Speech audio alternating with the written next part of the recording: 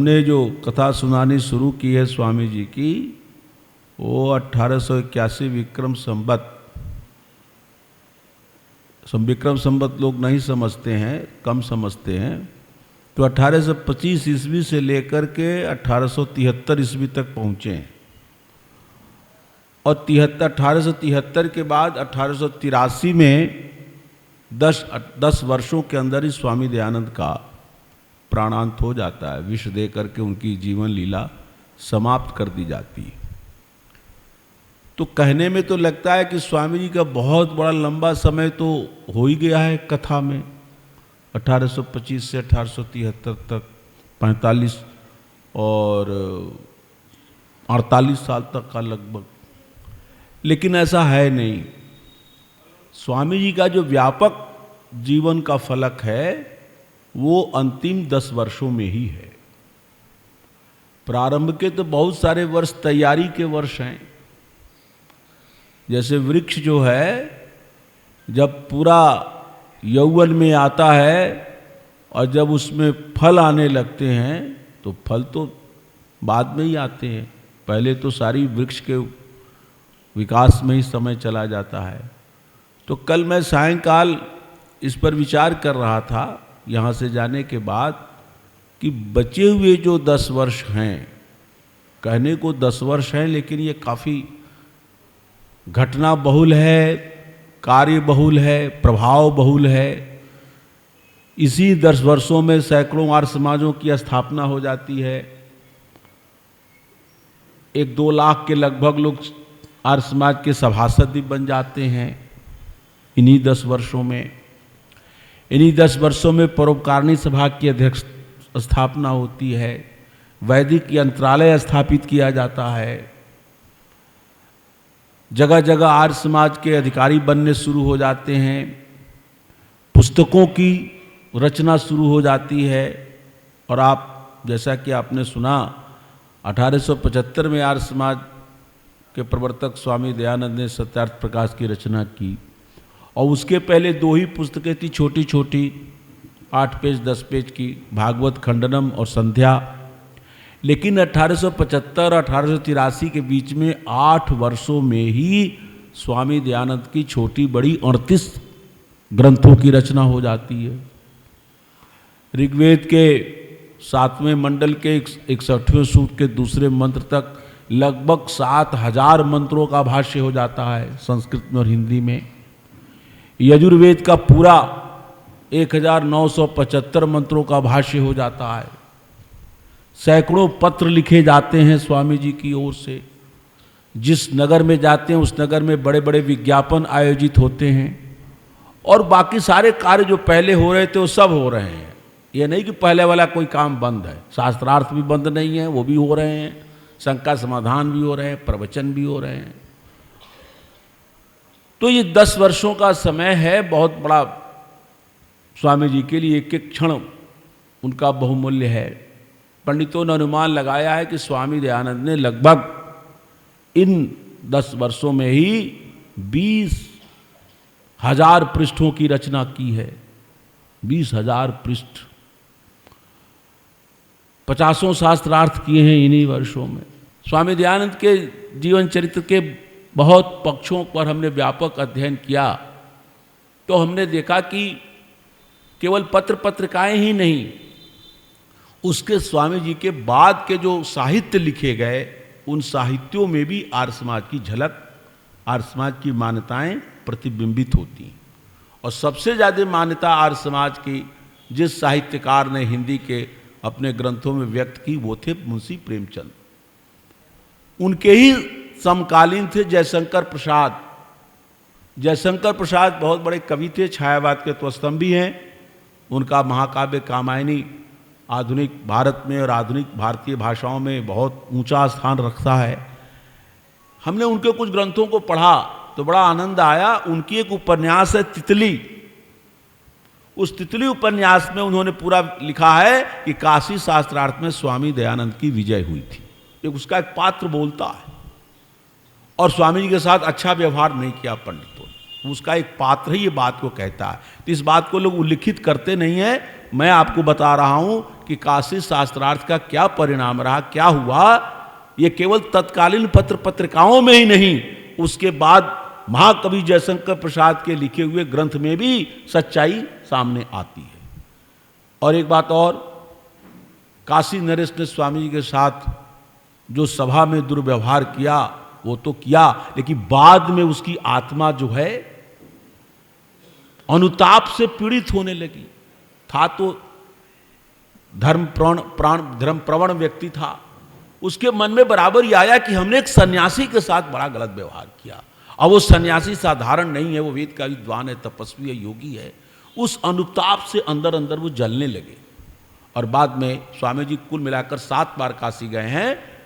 दूसरी बार तो नहीं, दूसरी बार तो शास्त्रार्थी हुआ था, लेकिन अगली बार जब स्वामी जी काशी गए तो उसने अपने मंत्री को, दीवान को भेजा कि महाराज आपको दर्शन करना चाहते हैं, आप महल में चलें।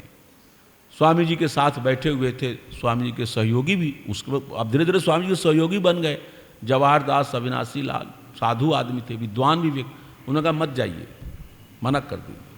तो स्वामी जी को इच्छा तो थी जाने की, लेकिन जब उन्होंने बगल में कह दिया क्या जरूरत है जाने की, तो स्वामी जी उनकी बातों में आ गए, कहा ठीक है देखेंगे, मना कर दिया। फिर दूसरी बार स्वामी जी दूसरी बार जब आए, चौथी या 5वीं बार जब भी आए, फिर उनका राजा का रथ ले करके और उनका मंत्री उपस्थित हुआ सेवा में।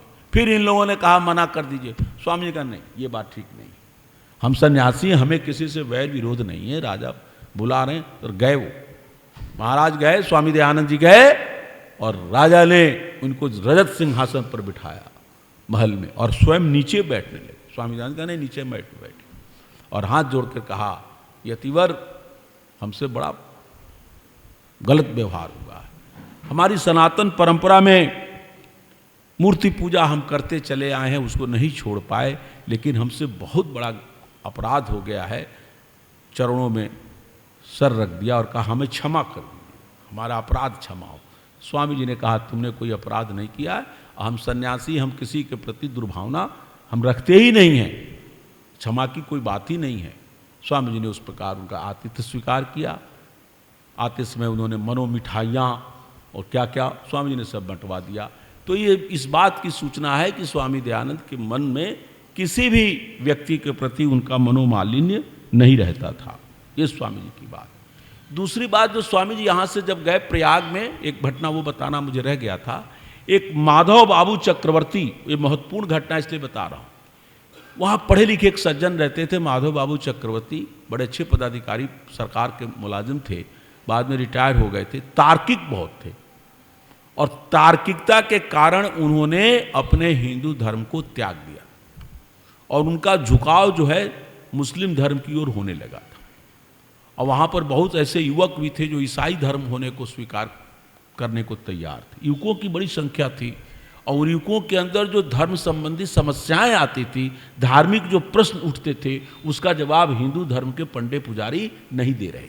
ये घटना हर जगह थी, लाहौर में भी थी, बंबई में भी थी, प्रयाग में भी थी, कलकत्ता में भी थी। स्वामी जी के जीवन में आगे आप देखेंगे बड़ी संख्या में युवक उनके पास आए और उन्होंने वे प्रश्न किए जिन प्रश्नों का उत्तर पंडित पुजारी नहीं दे पा रहे और जिसकी ओर प्रभावित कर लेते थे ईसाई लोग, पादरी लोग और मौलवी लोग। स्वामी दयानंद ने उन बहुत संख्या में प्रयाग में भी युवकों को ईसाई धर्म स्वीकार करने से बचाया और कलकत्ता में भी बचाया, लाहौर में भी बचाया, बंबई में, जहाँ भी गए। ये युवकों की आज हमारे युवा अध्यक्ष हैं। एक बात ध्यान रखिए, युवकों के अंदर एक चीज प्रवृत्ति होती है जीवन चरित्र पढ़ने की। लाला लाजपत राय ने गैरिबाल्डी की जीवनी लिखी थी जो बहुत बड़ा इटली का क्रांतिकारी था। इसी प्रकार उन्होंने उनकी जीवनी लिखी, शिवाजी की जीवनी लिखी, लोकमान्य बाल गंगाधर तिलक की जीवनी लिखी और स्वामी दयानंद की जीवनी भी लाला लाजपत राय ने लिखी। तो मैं युवकों से यही कहना चाहूँगा कि जीवनी साहित्य पढ़ने का जो विशेष रुचि होती है, क्योंकि मैंने एक चीज़ देखा है कि कलाम साहब जब भारत के राष्ट्रपति हुए और उन्होंने अपने विद्वत्ता से, अपने तेज से, अपने राष्ट्र सेवा से बहुत देश की सेवा की। राष्ट्रपति पद से हटने के बाद भी जगह जगह साइंस के, विज्ञान के संस्थानों में गए और युवकों को प्रेरित किया और उनका देहांत भी एक ऐसी जगह हुआ भाषण देते जहां वो युवकों के बीच में विज्ञान पर प्रवचन देने गए थे। तो उनकी जीवनियाँ बहुत पढ़ी गई कि कैसे आदमी को आगे बढ़ना है। बहुत अच्छी बात हुई कि कलाम साहब हमारे माननीय राष्ट्रपति के जीवनी से प्रभावित हुए युवक। मैं युवकों को कहना चाहूँगा, और जो युवक यहाँ हैं, जो युवतियाँ हैं, उनसे कहूँगा कि आप एक काम और करिए कि स्वामी दयानंद की जीवनी जिस भाषा में युवक पढ़ना चाहें, अंग्रेजी में पढ़ना चाहें तो अंग्रेजी में, हिंदी में पढ़ना चाहें तो हिंदी में, छोटी जीवनियाँ भी हैं 32 पेज से लेकर 16 पेज से लेकर के 150, 200, 250, 1000, एक हजार पृष्ठों तक की जीवनियाँ हैं, और भी बड़ी बड़ी जीवनियाँ हैं। रुचि देखकर आप अपने युवक मित्रों को स्वामी दयानंद का जीवन चरित्र दीजिए। वो निश्चित ही पढ़ेंगे तो स्वामी दयानंद के व्यक्तित्व से, उनके जीवन से परिचित होंगे और जरूर कोई ना कोई प्रेरणा मिलेगी। तो ये स्वामी दयानंद ने वहाँ काम किया था। तो माधव चंद्र चक्रवर्ती जो थे, वो उनको इतना घमंड हो गया था, अहंकार हो गया था कि उन्होंने 101 प्रश्न बनाए थे हिंदू धर्म के ऊपर, हिंदू धर्म की मान्यताओं पर, वेद पर, शास्त्र पर, पुनर्जन्म पर, परलोक पर, ईश्वर की उपासना पद्धति पर, कुल मिलाकर उन्होंने राम और कृष्ण पर 101 प्रश्न बनाए थे। और जो भी मेला में आता, प्रयाग के कुंभ मेला में, या जो भी प्रयाग तीर्थ है, कोई न कोई साधु, कोई न कोई महात्मा, कोई न पंडित आता ही रहता, उनकी सेवा में पहुंच जाते और प्रश्न करने लगते। कोई भी व्यक्ति उनके प्रश्नों का उत्तर नहीं दे पाता था, और संतुष्ट करने का तो सवाल ही नहीं था। यहाँ तक कि मेले में महर्षि देवेंद्र नाथ ठाकुर आए हुए थे, जो रविन्द्रनाथ ठाकुर के पिता थे और ब्राह्म समाज के नियामक थे राजा राम मोहन राय के बाद। तो बड़ी आशा से उनके पास भी पहुँचे कि ये तो हमारे उत्तर देंगे, क्योंकि आधुनिक हैं ये, और ब्राह्म समाज युवकों की बात करता है। आधुनिक जो लहर देश में विदेश में चली हुई है, उससे बारे में सोचता है, जानता है, समझता है। लेकिन देवेंद्रनाथ ठाकुर भी उनको संतुष्ट नहीं कर सके। अब जब स्वामी दयानंद पहुँचे तो बड़े गर्व से वो स्वामी जी की सेवा में पहुँचे और 101 प्रश्न को एक एक करके पूछना शुरू किया। अब उसकी आश्चर्य का ठिकाना नहीं रहा कि ये सन्यासी जो बिल्कुल यतिवर है, शरीर पे उस समय उन्होंने वस्त्र भी धारण करना नहीं शुरू किया था, वस्त्र तो धारण कलकत्ता के बाद किया उन्होंने। और एक एक करके जब 23-24 प्रश्नों का उत्तर स्वामी जी सटीक रूप से दे दिया और उनको तृप्ति भी हो गई, तब आगे के प्रश्न वो भूल गए और उनके चरणों में माथा अपना रख दिया।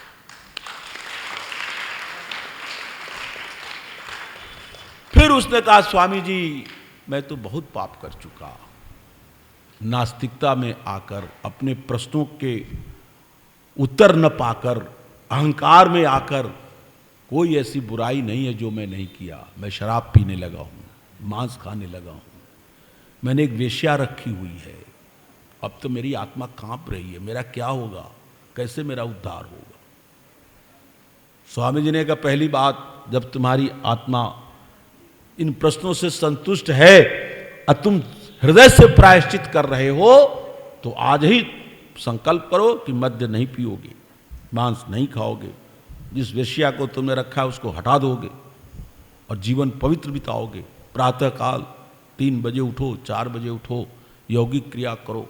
वो इतना प्रभावित हो गया कि मद्य मांस तो छोड़ ही दिया, वेश्या को भगा ही दिया, स्वामी जी के साथ ही रहने लगा और स्वर 4 बजे उठ करके वो सब स्वामी जी का नकल करने लगा।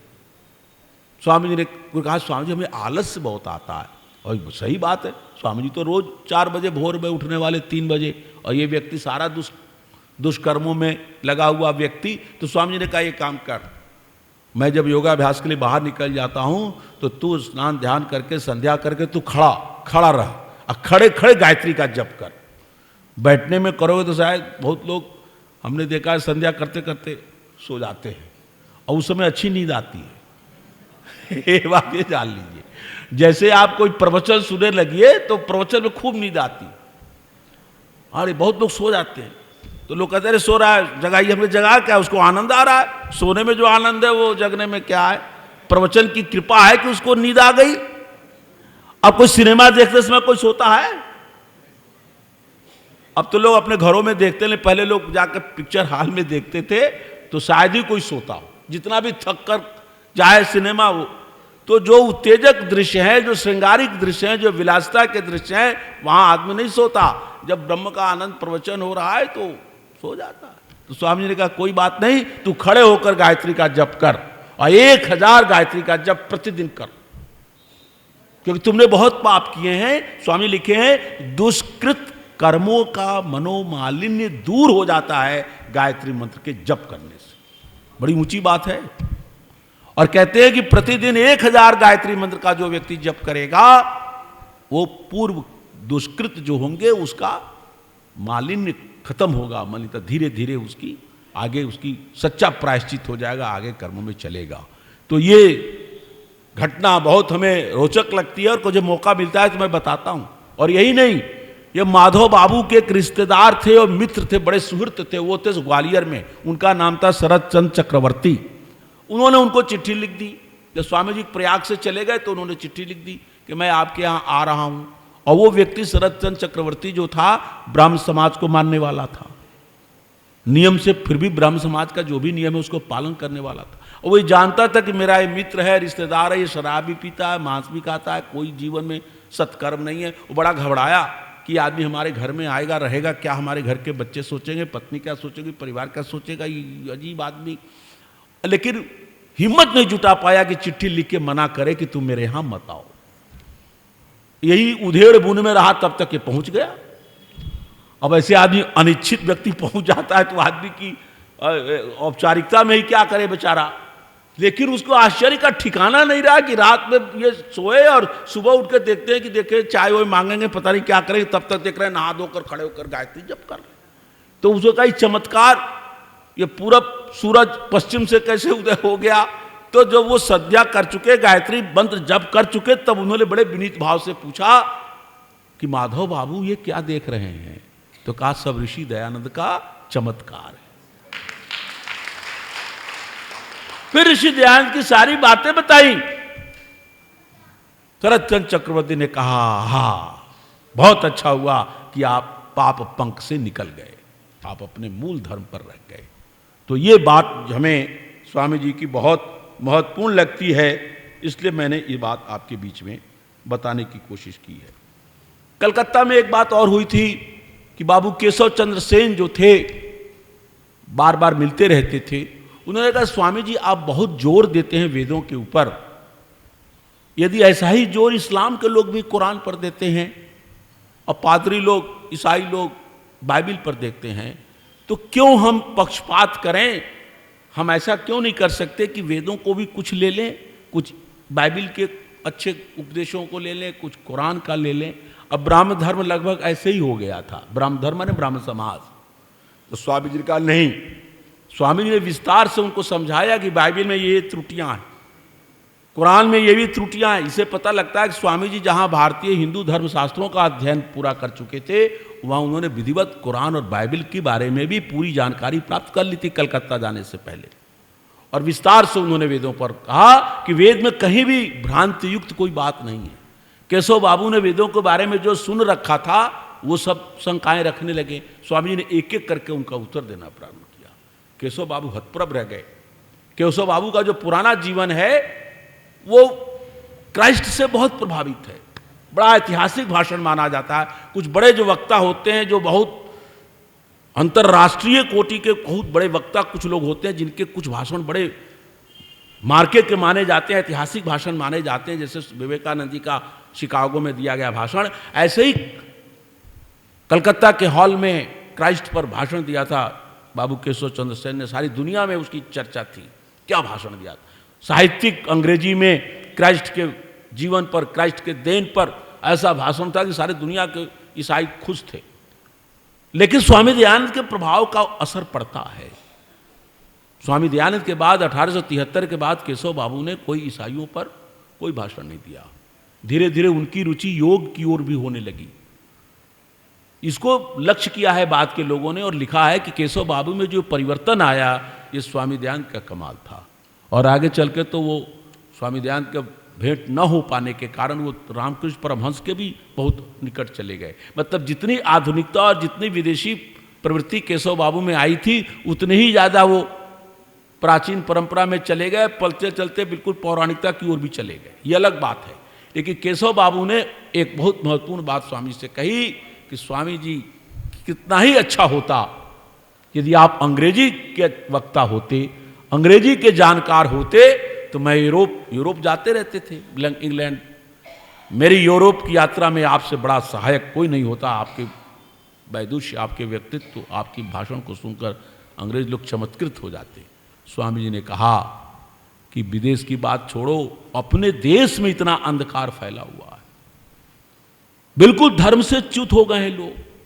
वेदों के धर्म के बारे में कोई जानकारी नहीं है, अंधविश्वास, रूढ़ियों और पाखंडों में फंसे हुए लोग हैं। जब तक मैं अपने देशवासियों को अपने असली वैदिक धर्म से परिचित न करा लूं, तब तक विदेश जाने का कोई मुझे औचित्य समझ में आता नहीं है। और यही नहीं, इस बात का मुझको शौक है कि आप अंग्रेजी भाषा में व्याख्यान देते हो। केशव बाबू ने कहा तो था स्वामी दयानंद को कि आप हिंदी भाषा का प्रयोग कीजिए, लेकिन आप ये भी देखिएगा कि केशव बाबू ने स्वयं अपने जीवन में कोई हिंदी में भाषण नहीं दिया। उनका हिंदी में लिखा हुआ कुछ मिलता ही नहीं। और हिंदी भाषा को लेकर आप अध्ययन करें तो तिलक ने भी कुछ नहीं लिखा, मराठी में लिखा। गांधी जी ने जरूर कुछ हिंदी में लिखे, लेकिन गुजराती में ही उन्होंने और चीजें बहुत लिखी। स्वामी दयानंद अकेले ऐसे महापुरुष हैं अपने समकालीन और बाद के लोगों में कि जो गुजरात में पैदा होते हुए भी गुजराती में 2 पृष्ठ भी नहीं लिखा। ये स्वामी दयानंद का वैशिष्ट्य है। जो कुछ लिखा है संस्कृत में लिखा है अथवा हिंदी में लिखा। तो स्वामी दयानंद ने कहा, बड़े शौक की बात है कि आप भारतवासियों में उस भाषा में प्रवचन देते हो जो भाषा भारत की नहीं है।